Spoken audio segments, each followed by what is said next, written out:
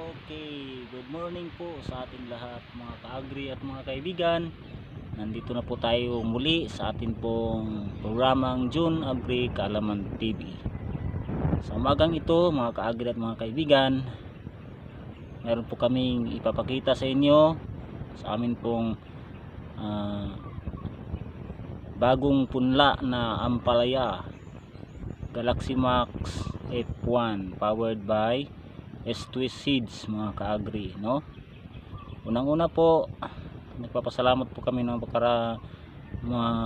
napakarami sa atin pong mga viewers at higit sa lahat sa mga subscribers po natin na patuloy sumusuporta sa aming programa sa ating YouTube channel natin mga ka-agri, no?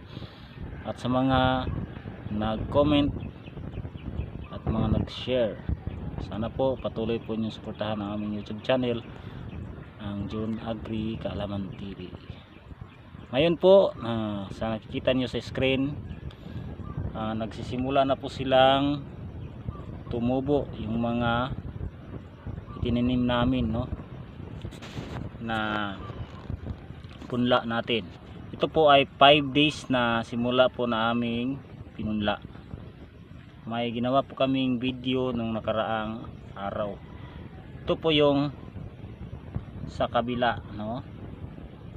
Ayan, may mga iba na nahuli, no? Nagsisimula pang nag-germinate. Yung iba medyo mataas na, no? Ayan, mayroon pang nag-germinate. At mga 9 days mga ka-agri at mga kaibigan ay ayan pa, ay atin nang ita-transplant ang ating punla, no? 9 days to 12 days. 9 days pwede na nating ilipat tanim. Ilipat tanim na natin, no? Abangan po ninyo ang amin pong pag lipat tanim ng mga ka-agri. Ayan, napakagandang sibol nila, no? Ito po yung aming maliit na nursery, no? Ayan mga ka-agri at mga kaibigan. Shout out sa lahat ng ating mga supporter noon pa, Sir Jupil de Parmer, no, sa Cebu, at sa Zamboanga del Sur si Sir Jezreel Palacio Carrion, no? Napakalaki ang kanilang gulayan doon. At saka si Sir Jupil de Parmer sa Cebu, napakalaki din, no? Shout out sa lahat. Yan na.